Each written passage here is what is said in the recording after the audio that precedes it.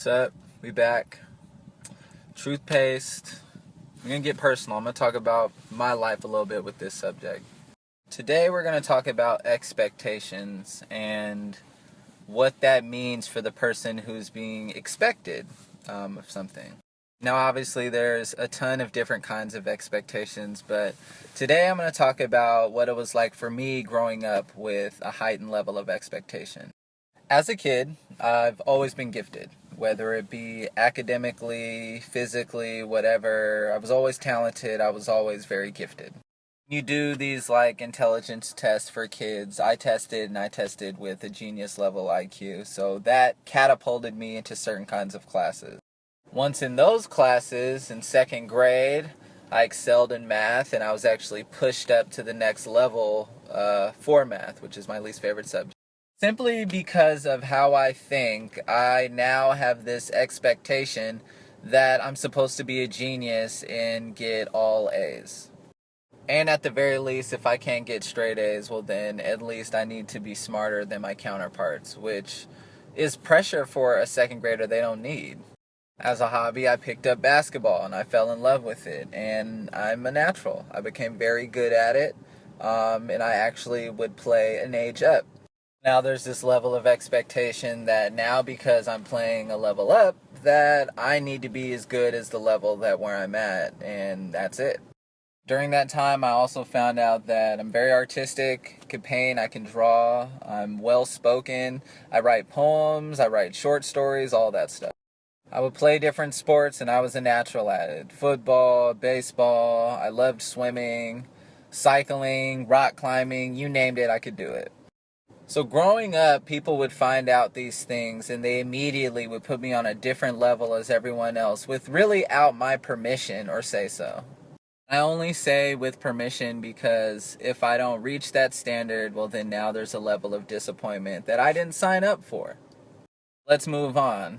I get to middle school, same thing, accelerated classes, tougher sports, more extracurricular stuff I'm excelling in. And as a sixth grader, I understand I'm doing these things and I see the response that people are giving me when I do these things, but at the same time, I'm just doing it. A lot of the times, maybe a teacher or a coach or something would pull one of my parents aside and be like, hey, I think Joseph needs to do XYZ. My parents would take that information and these suggestions and they'd put me in different clubs and different classes, but my dad tested with the genius IQ and he understood something. My mom, thrilled that her child tested with a genius IQ, wanted to put me in these gifted classes, but my dad didn't want to because of the expectations. He would tell her people are going to treat him differently, people are going to look at him differently, and his life isn't going to be the same as all his friends around him. So when my parents split up, my mom decided that it's time to continue the accelerated route, so when I got to high school, it kept happening. Freshman year, I'm in AP classes. English, math, science. I'm in these difficult classes with kids that aren't on my bus. During that time, what I was yearning for was that connection with people, with my peers, because all throughout my life, I was in these types of classes that don't have that.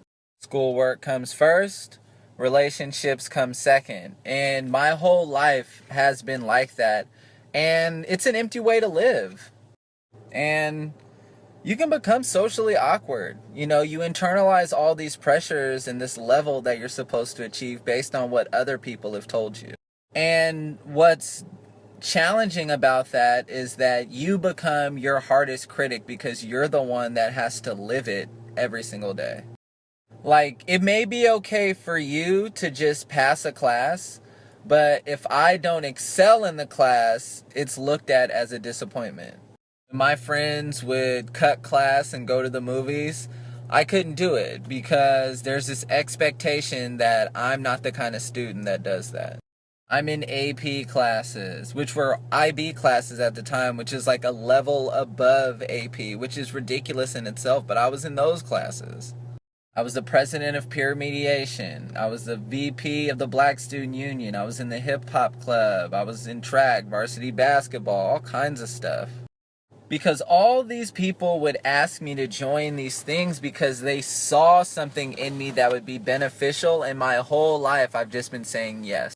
And I've been saying yes because for so long people have been praising me and telling me I'm so great at everything. The problem with that is I don't know which one thing to pick.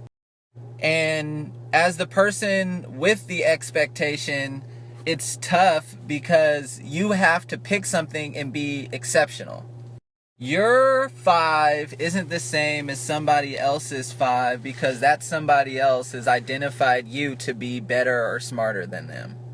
But what if the person that's smarter than them doesn't want to be looked at as that kind of person because they've been looked at like that their entire life?